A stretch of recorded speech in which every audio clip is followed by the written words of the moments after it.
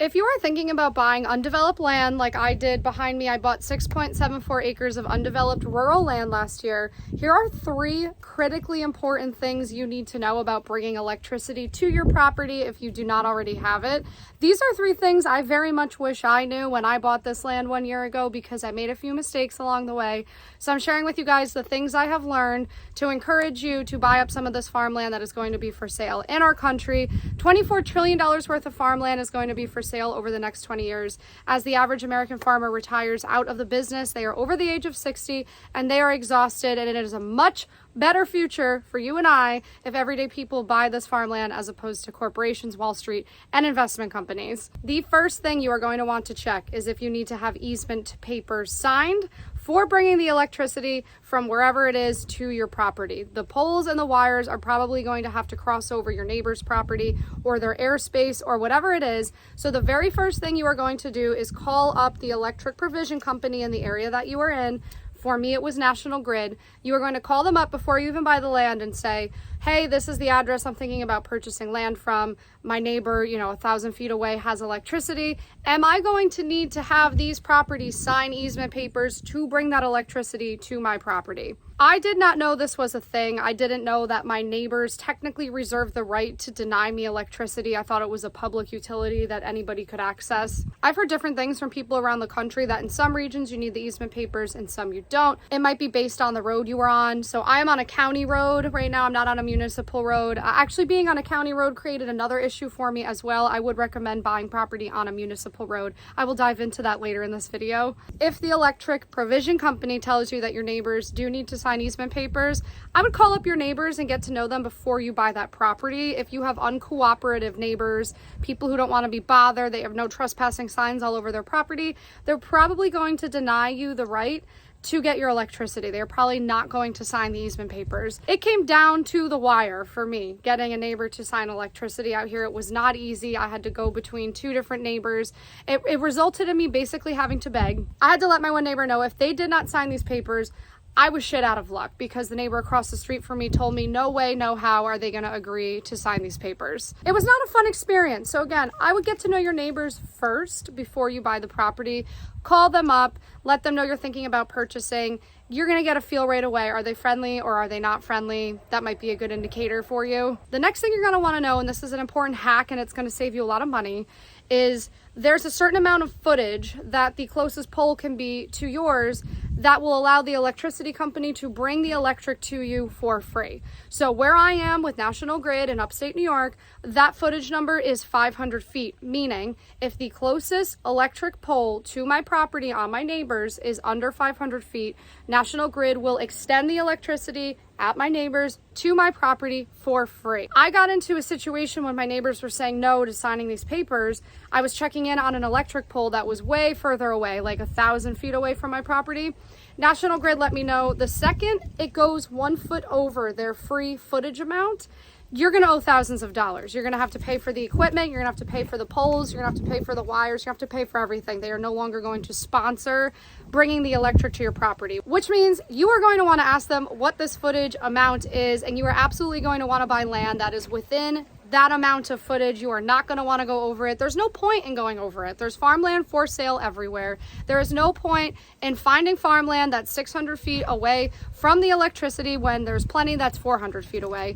And if you don't want to wait to have National Grid measure the pole for you, because a lot of these electric provision companies can be not so cooperative, buy your own measurer, buy your own thing that you wheel down the road and test how far the electric is from your property. All of these things are worth your time because this is the difference between paying $0 and $10,000. So again, when you call up the electric company to ask about the easement papers, you are also going to ask about this footage. They are not necessarily going to offer up the information about the footage to you because a lot of them, I wouldn't call them shady companies, but they don't exactly care if you succeed in life or not. So they might not just willy-nilly offer that information up to you and go, hey, by the way, if it's 350 feet, it's free.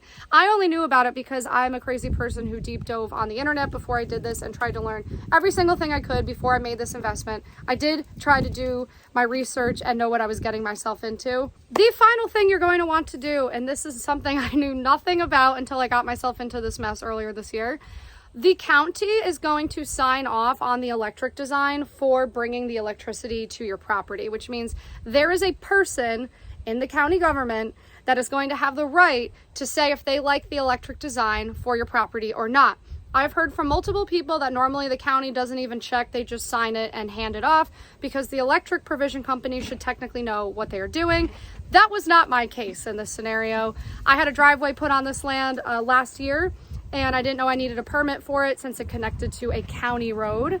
So I accidentally ticked off the same person at the county who would later go on to be the one to sign my electric design permit for me, which was a fantastic situation that I found myself in. What I'm saying basically in this point is the second you start doing anything to your property, just call in the permits. It's not worth not calling in the permits. I have called in a permit for everything on my property. I just genuinely had no idea I needed one for a gravel driveway.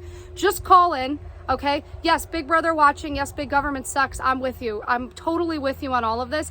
It's just worth it for you in the end. Just call. Just call before you have a driveway put on. It may very well be the person who signs your electric design for you at the end of the day.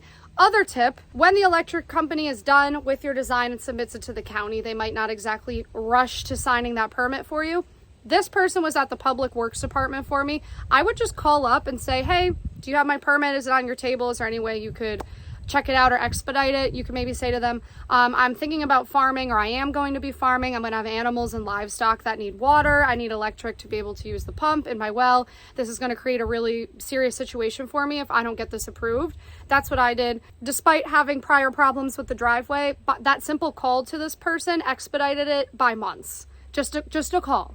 So again, in my county, this person was at the public works department, but I would call around, find out where the permit goes and call up about it because there is a chance it sits on their table for 3 months, and that's a pain in the ass. If I had known all of this in the beginning, this would have gone much more swimmingly for me. Nowhere on the internet was I able to find information about any of this, and I'll show you guys where my beautiful electric pole is, right there.